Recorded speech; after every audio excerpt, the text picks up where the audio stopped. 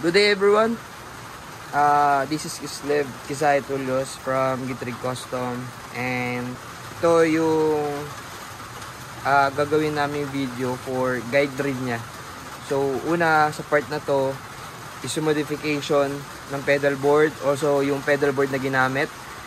Pangalawa, the signal chain, and then pinaka last part yung pinaka program ng ES5 sa buong rig na to. So since si Boss ES5 yung heart ng rig na to, siya yung magko-control ng 5 loops at the same time yung MIDI configuration ng HX Stomp, ng 2 Strymon and then Walrus M1, since sila yung mga capabilities for MIDI settings. Pero sa next video explain ko yung part na yun. So una muna sa part 1, yung pedal board na ginamit is Pedal Train Classic Pro. So ito yung special edition ng Classic series ng pedal train. And then pangalawa, yung modification na ginawa namin sa kanya is naglagay kami ng 3-way panel patch bay sa right and then sa left. Tapos for part 2, ang signal chain naman nito is from guitar going to input dito sa right side papuntang tuner. So buffer na rin to, nakaset siya as always on. Your tuner going to wah, and then wah to ego compressor, and then after compressor going to Boss ES5 na. So yung 5 loops, ang 5 doon, to yung loop 1 si Octave, pangalawa si Clone from Mjolnir, and then loop 3 Silk Tone, loop 4 Lightspeed, and then loop 5 si BOD. So after neto, yung out niya going to volume pedal, and then from volume pedal going to AP boost. So after AP boost, going to Boss PS6, which is yung harmonies, and then going to HX Stomp na. So si Big Sky Timeline and then M1 naka-FX loop sila na stereo dito kay HX Stomp. And then kay HX Stomp naglagay kami ng 2 amps. Sa left naman ang gamit namin Fender Deluxe, and then sa may right yung ating Sub Pro na amp. Yan, Sub Pro. And then naglagay lang kami ng very subtle na delay, tapos reverb. So para may onting wet lang. And then stereo out going to canvas, stereo DI, and then yung sa may XLR panel. Sound check. Clean tone ang nakabukas lang, amp, delay, reverb kay HX Stomp na very subtle, and then si ego compressor.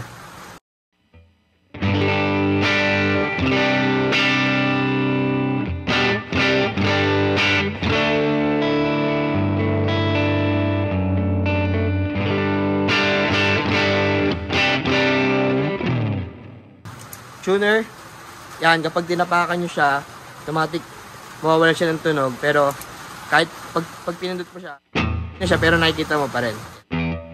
Siya yung una sa signal chain. Patayin ko muna si compressor. Pangalawa, wah.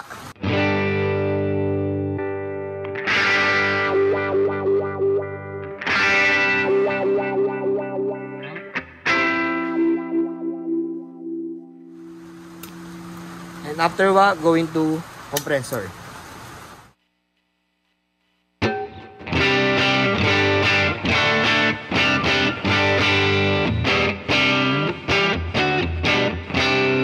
Without compressor,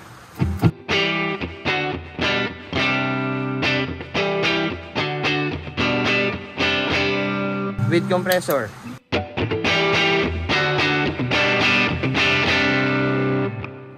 Ayun yung trabaho ni compressor.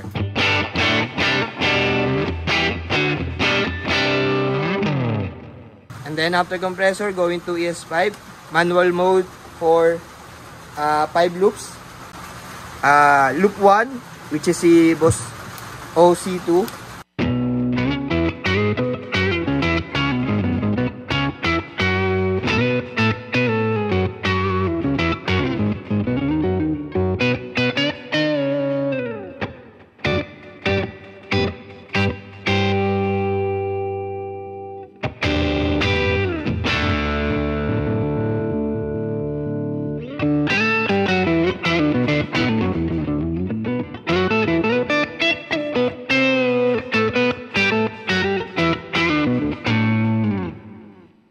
Loop 2, si Claude.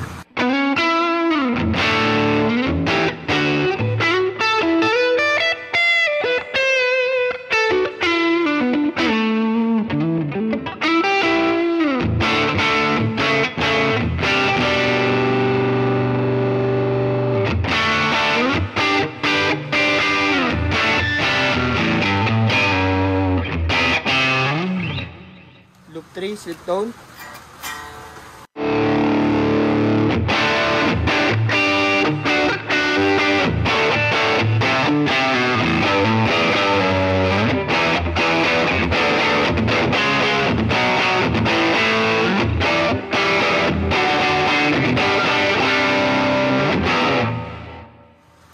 Loop 4, tight speed.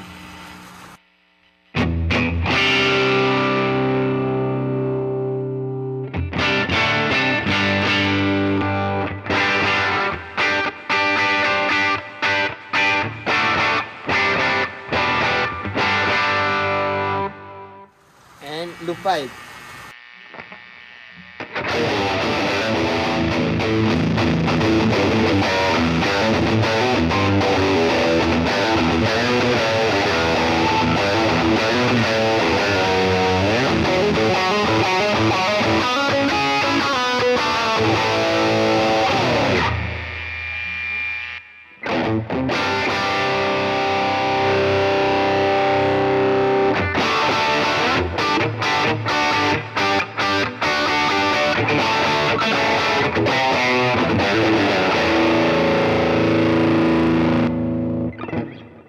And then yung output ni ES5 going to volume pedal as usual. Pag nakababa, wala siyang sound.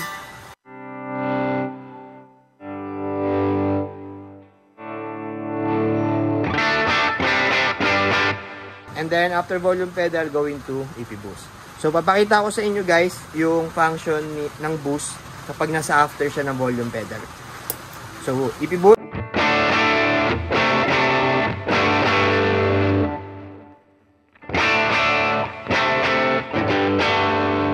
So pwede natin siya lakasan ng onte.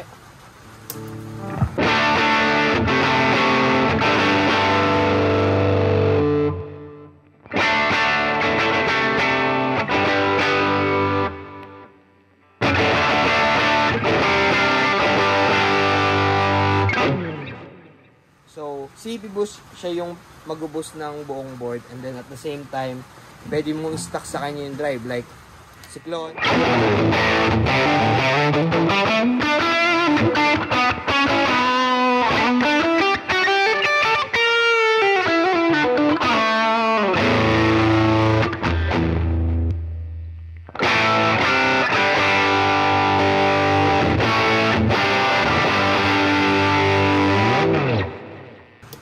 Yun. After EP boost, going to Boss PS6.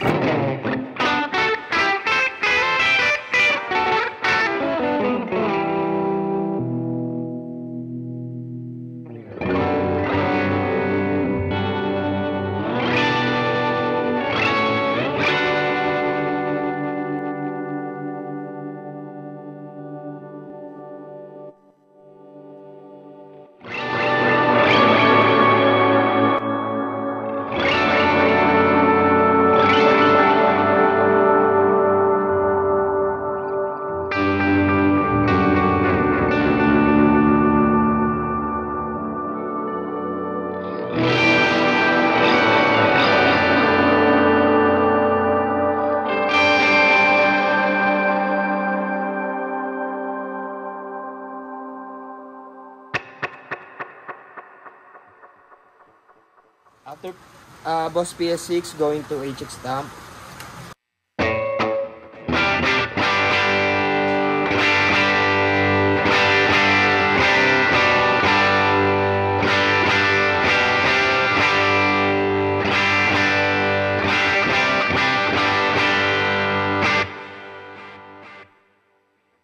So, nakikita nyo, nagbabago yung Big Sky Timeline and then M1. Pero, dito kasi hindi pa naka-engage yung control assign ni timeline tsaka ni M1 sa Boss ES5 sa bawat preset. Kaya kung nakikita nyo, nag-iiba sila pero di sila naka-engage. Pero next part video para may in-depth. So from FX loop going to Walrus M1. So naka-vibe lang.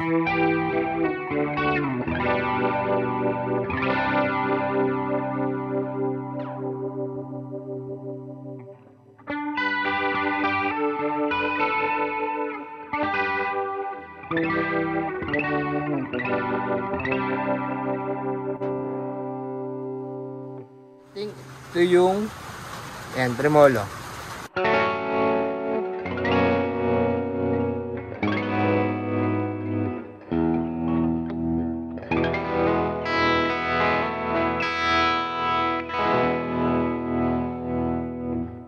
For preset 3, chorus.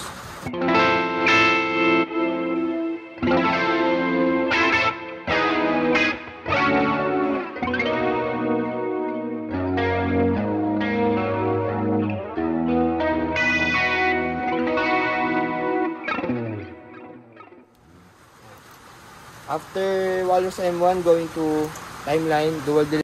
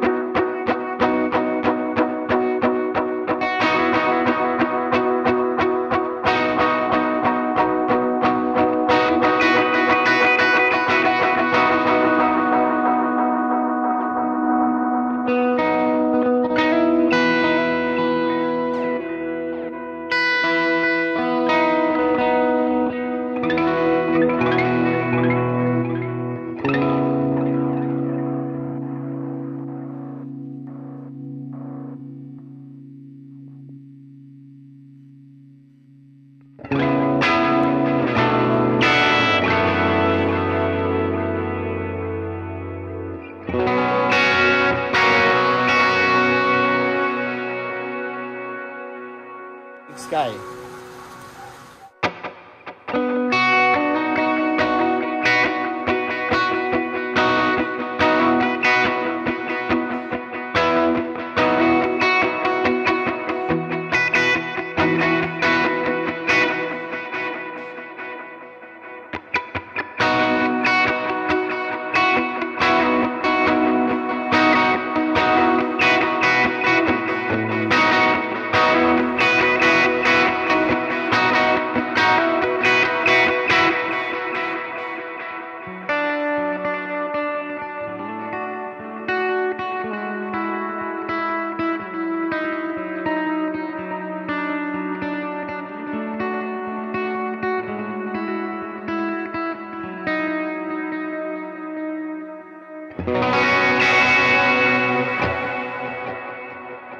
And Big Sky to line 6 return. So for last part ng video na to, papakita ko sa inyo kung paano yung ginawa kong program kay Boss ES5. Pero ang pinaka hint neto or tips, lagi kayo magbe-base sa manual ng mga ipoprogram nyo. Kunyari, si Walrus M1, search nyo sa Google or Chrome yung manual niya para makita nyo yung designated program for MIDI. Also, ganun kay Strymon and then kay HX Stamp. So, kanina, nag-blink to kanina dahil sinet ko siya as main top tempo ng mga time-based pedal or may mga delay or top tempo na pedal, which is si HX Stamp, Timeline, and then si Walrus M1. Pero ito, pinogram ko muna siya as default. Manual, then mode. Tapos itong mute, nakamute talaga siya. So, mute. Wala ka maririnig na sound. Yun. And then, para maging main top tempo siya, since ito lang yung pinaka-control dahil wala kayong dual switch. Pero kung may dual switch kayo, mas okay for bank up and then bank down. Pero ito muna, explain ko lang muna yung pinaka main dahil ito yung pinaka heart nung buong board na to. So, para makita nyo yun or ma-program nyo yun, click nyo yung edit. And then, unang lalabas kasi dyan is yung patch. Pero, scroll or page right to.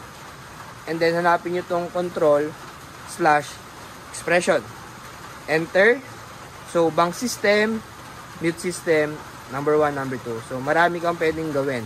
So, bank system, since siya lang yung capable for bit indicator, yan. So, program natin siya. Enter. So, unang lalabas is memory manual. So, ito yung pinaka-default niya. Para makita nyo yung, para magawa nyo siya as stop tempo, hanapin nyo yung BPM. So, kunyari, nakita nyo, na-enter nyo, or right. Tapos, na-save nyo siya. Tataka kayo bakit hindi siya nagbi-blink. Pero, gumagana yung stop tempo niya. Kung makikita nyo, 179 kay timeline tsaka kay Walrus M1. Para ma-on nyo yung bit indicator, pindutin nyo ulit yung edit, punta lang kayo sa play option. Play option. Tapos, hanapin nyo yung bit indicator, pinakadulo. Enter, on. Bago na siya. So, right lang.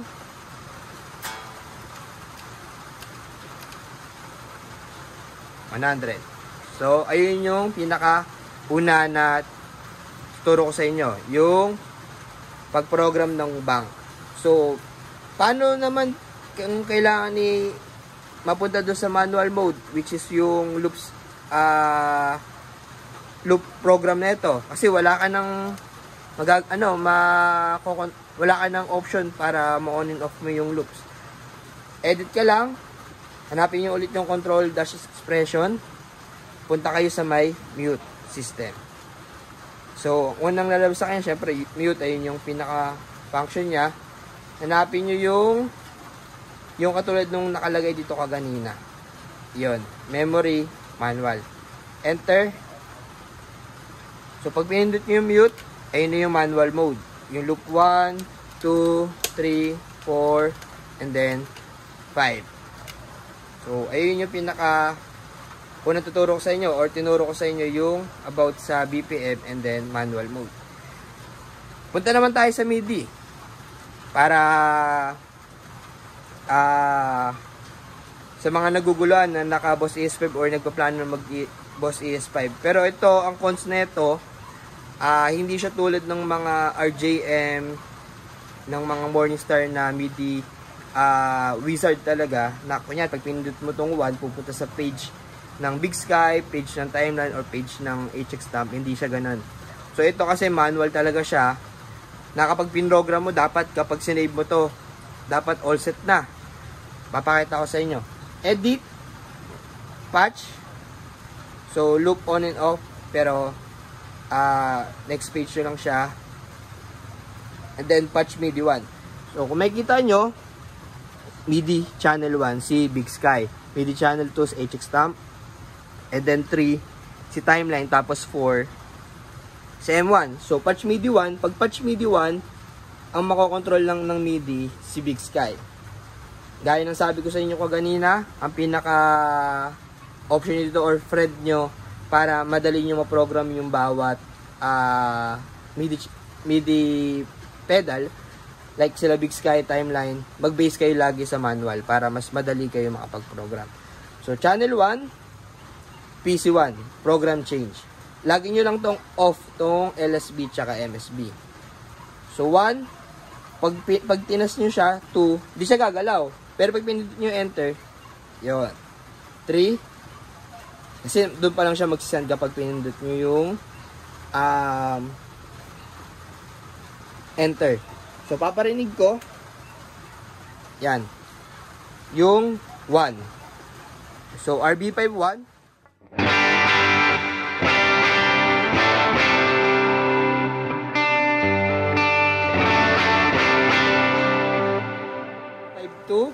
Which is a maybe, enter.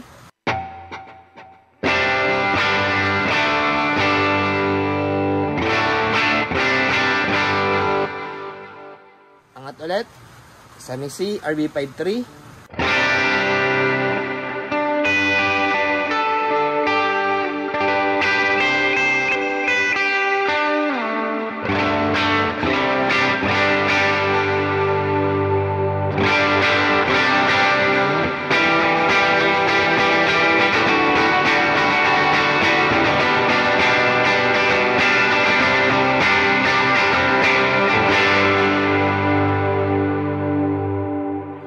Balik muna natin siya sa 2.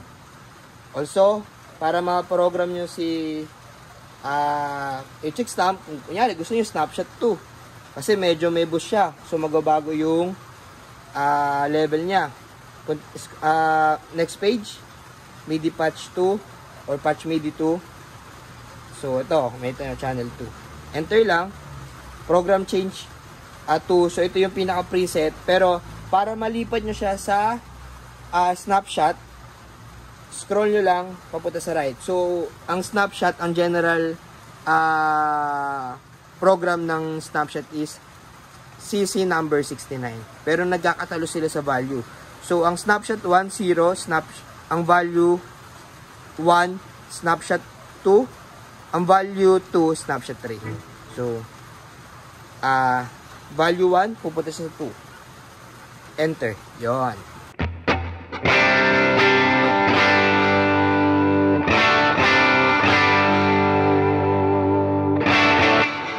Mas headroom pa kasi dito naka-set dito is plus 2 dB. Angat nyo lang yung value ng 2, tapos enter para lumipat siya.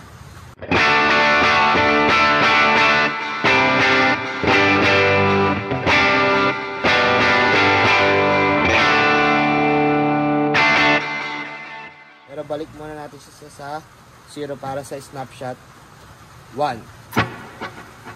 And then exit. Punta naman sa MIDI channel 3, which is si timeline.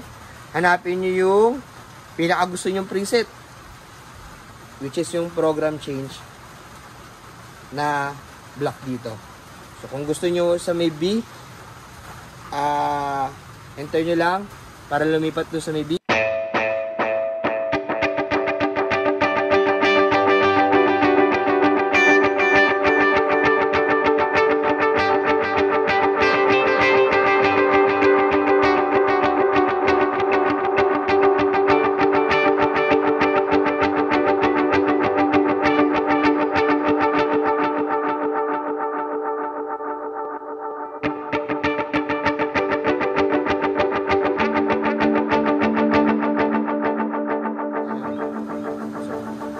Exit lang, tapos scroll pa right, which is si M1.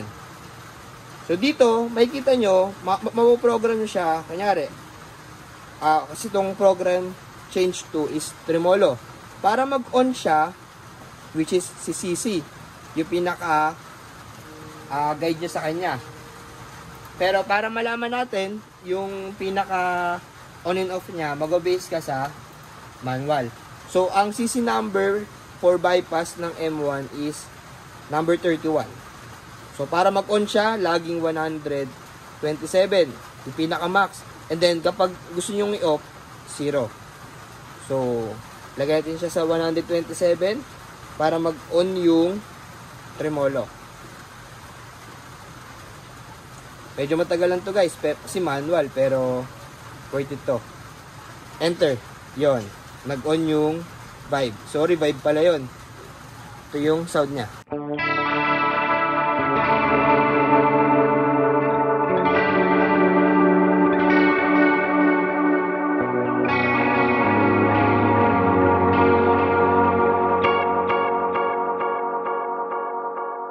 And then, okay na kayo sa ginawa nyong MIDI program.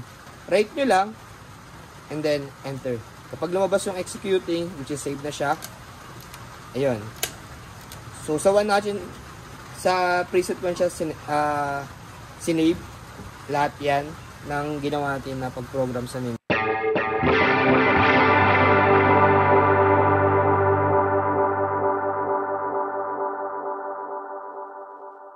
Sa preset 2 na walang modulation, yan, pero naka-off na doon. babaguhin ko lang, edit, patch, 4. Pero naka-0 na kasi siya dito. Kunyari, naka 127 din to. Mag-on tong tremolo.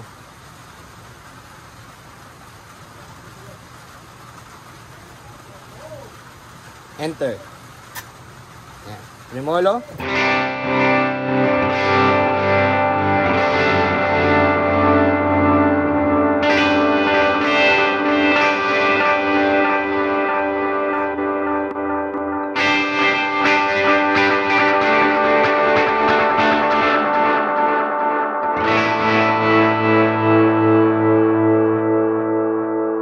Okay, rate lang. Exit tayo. So sa 1, merong modulation. Sa preset 1.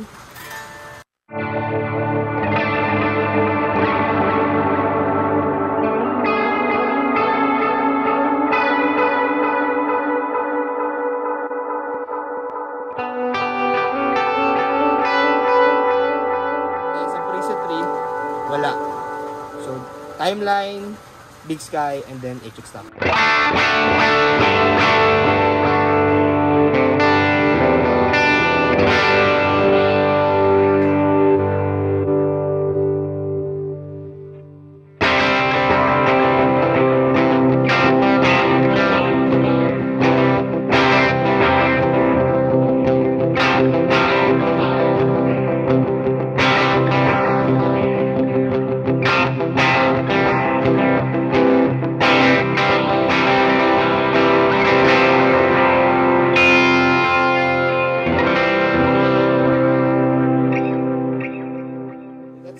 For MIDI settings, and paparinig ko sa inyo yung